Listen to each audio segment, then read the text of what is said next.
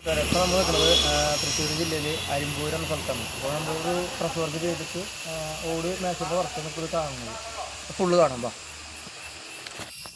സൺസൈഡിന് സത്ര അടിച്ചുമ്പോൾ നിർത്തിയിട്ടുണ്ട്. ഇപ്പോൾ ഓട് മാച്ചിൽ നടന്നുകൊണ്ടിരിക്കുന്നുണ്ട്. മഴയുടെ ഒരു പ്രശ്നം കാരണം ഇപ്പോൾ സ്വല്പം സ്ലോവാക്കി വെച്ച് നിർത്തിയേക്കാണ്. ബാക്കിയുള്ള മഴ കാണാം. ഇപ്പോൾ നമ്മൾ സത്ര അടി കഴിഞ്ഞു, മാച്ചിൽ കഴിയാറായി. ഇപ്പോൾ നമ്മൾ ചെയ്തിട്ടുള്ളത് ആംഗിൾ വെച്ചിട്ട് സീലിംഗ് റോഡിൻ്റെ വർക്ക് സീലിംഗ് റോഡ് നോക്കിയിട്ടുണ്ട്.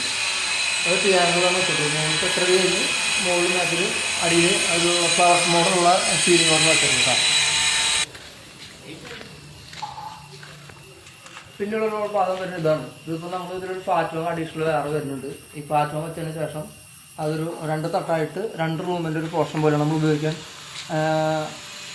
കടക്കാനായിട്ടൊരു റൂം 2 സെക്ഷൻ്റെ റൂമായിട്ട് ഉപയോഗിക്കാനുള്ള അഡീഷണൽ പ്ലാറ്റ്ഫോമിൽ വർക്കിന് ബെൻഡിങ് കിടക്കുന്നുണ്ട്. അത് നമ്മൾ കടത്താൻ ചെയ്യും.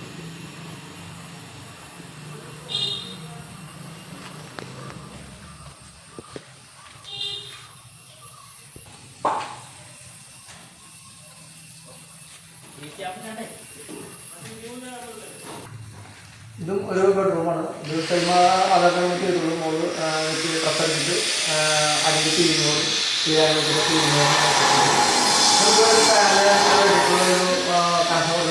അഡീഷൻ നടത്തിയിട്ടുണ്ട്.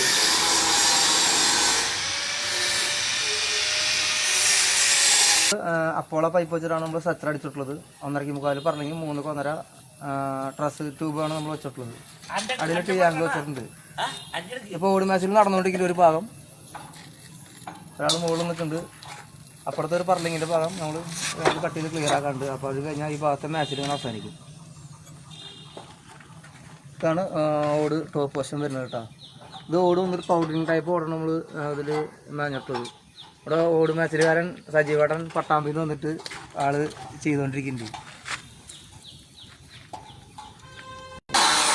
ഇപ്പോഴത്തെ വർക്ക് വരുന്നത് കുറച്ച് വർക്ക് കൂടി നമുക്ക് ബാലൻസ് വെക്കുന്നുണ്ട്. അതിപ്പോൾ മഴയുടെ ഒരു പ്രശ്നം കാരണം കുറച്ച് ടൈപ്പ് പണിയൊക്കെ ബെൻഡിങ് ഉള്ള കാരണം നമ്മൾ നിർത്തിവെച്ചേക്കാണ്. ഇതിപ്പോൾ നമ്മൾ അഡീഷണൽ ബോർഡർ നമ്മൾ ഒരു ബോർഡർ ഇങ്ങനെ വെച്ച് കൊടുത്തിട്ടുണ്ട്. അത് ഓടിൻ്റെ എന്ത് കാണിക്കാണ് അതൊരു സെപ്പറേറ്റ് ഗ്രീൻ കളർ പെയിൻറ്റ് അടിച്ചിട്ടുണ്ട്. അപ്പോൾ നമുക്ക് ഇങ്ങനത്തെ വർക്കും കാര്യങ്ങളൊക്കെ ആയിട്ട് ചെയ്യാനായിട്ട് നമ്മൾ ഈ നമ്പറിൽ കോൺടാക്ട് ചെയ്യാവുന്നതാണ്. നമ്പർ മുകളിൽ കൊടുക്കുന്നുണ്ട്.